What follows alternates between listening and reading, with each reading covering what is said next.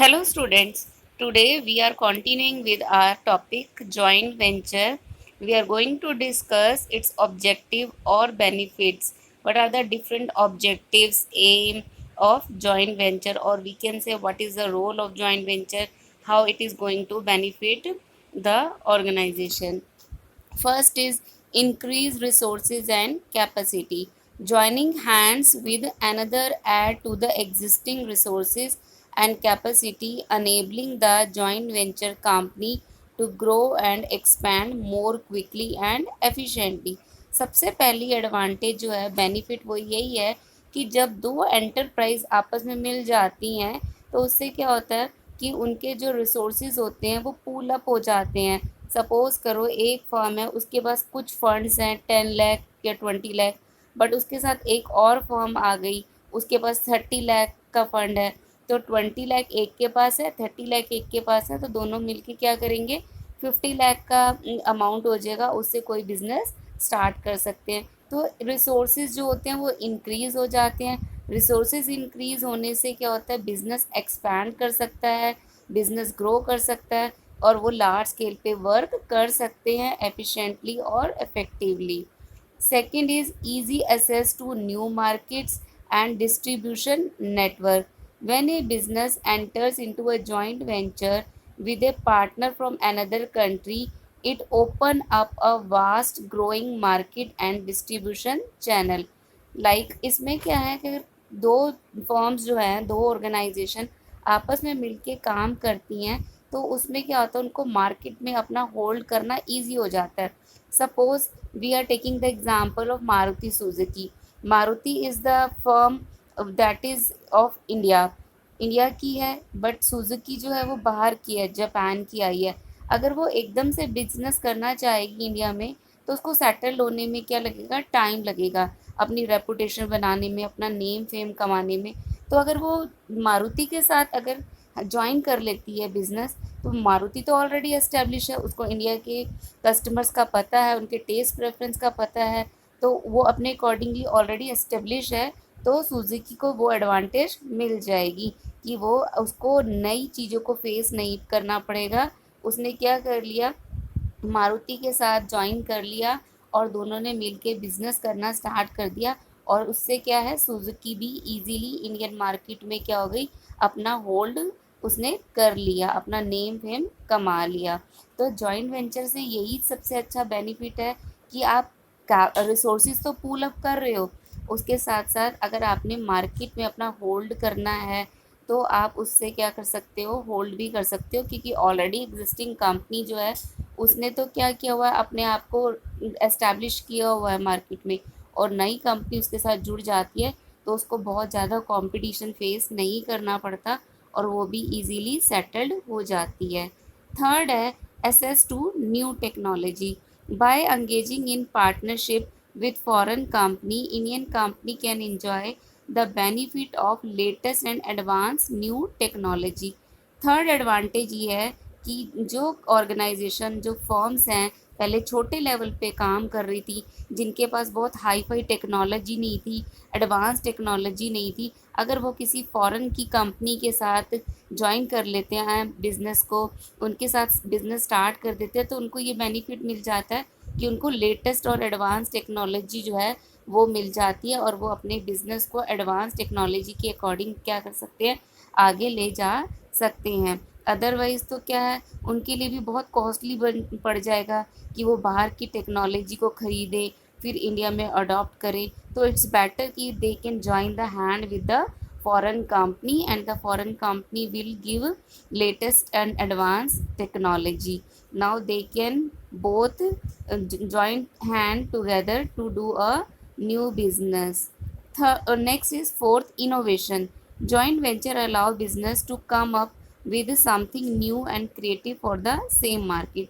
जब दो ऑर्गेनाइजेशन आपस में मिलके काम कर रही हैं तो दोनों के पास अपने अपने नए आइडियाज़ होंगे, नई नई इनोवेशंस होंगी, जिससे कुछ बेटर आउटपुट आएगा।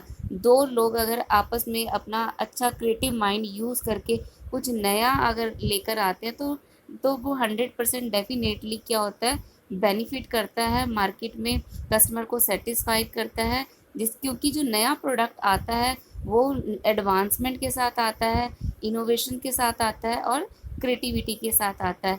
इसलिए जॉइंट वेंचर जो है इससे क्या होता है, इनोवेशन का भी फ़ायदा मिल जाता है। Next is low cost of production. They get the benefit of economy of large scale of production. As a result cost of production is reduce.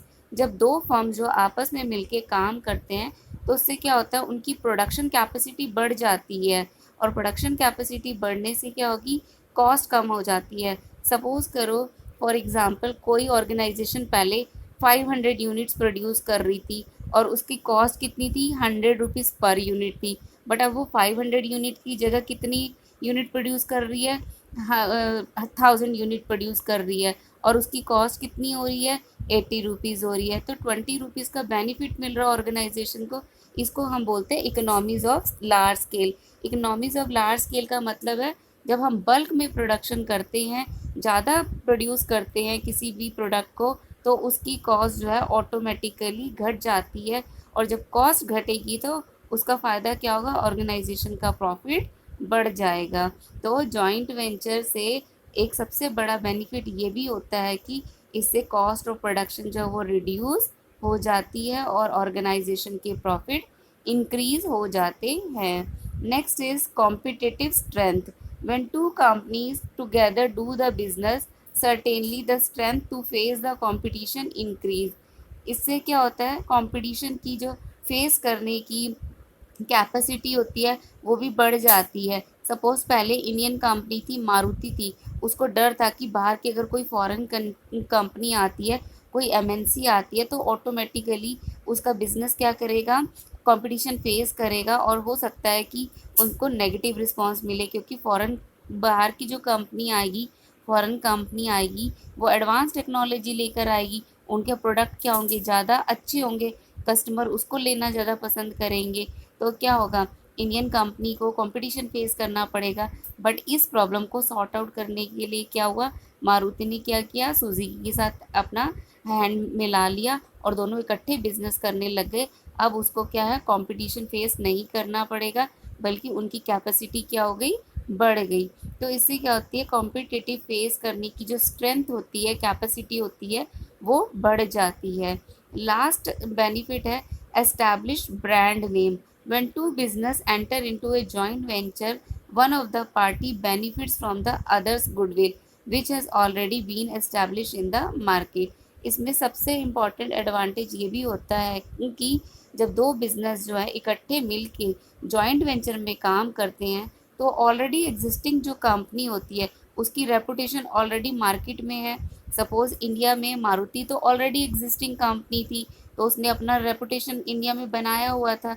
लोगों को पता था कि मारुति की जो गाड़ियां हैं उनकी अच्छी जो है अच्छी सर्विस है, अच्छा प्रोडक्ट वो देती हैं, और सुजुकी उनके साथ आ गई, तो उससे क्या हुआ, सुजुकी को मारुति का नाम मिल गया, उनको एक ब्रांड नेम मिल गया, रेपुटेशन मिल गई।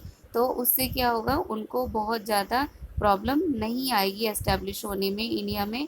तो इससे ब्रांड नेम जो है, ऑलरेडी एग्जिस्टिंग कंपनी का जो गुडविल होता है, रेपुटेशन होती है, ब्रांड नेम जो है, और नई का और जो कंपनी आती है उसको मिल जाता है। So these are the 7 main benefits of joint venture. कि जॉइंट वेंचर का जो बिजनेस है वो क्यों एक फ़ायदे का सौदा बन जाता है, इससे क्या क्या बेनिफिट्स होते हैं, रिसोर्सेज पूल अप हो जाते हैं, कंपटीशन कम फेस करना पड़ता है, नई टेक्नोलॉजी मिल जाती है, और जो प्रोडक्ट होता है वो इनोवेटिव हो जाता है, प्रोडक्ट की कॉस्ट कम हो जाती है, ऑर्गेनाइजेशन का प्रॉफिट बढ़ जाता है, और सबसे इम्पॉर्टेंट कि जो रेपुटेशन होती है, गुडविल होती है, ब्रांड नेम जो है, वो भी क्या होगा, नई कंपनी को इजीली मिल जाता है। So these are the objective और benefits of joint venture. Thank you.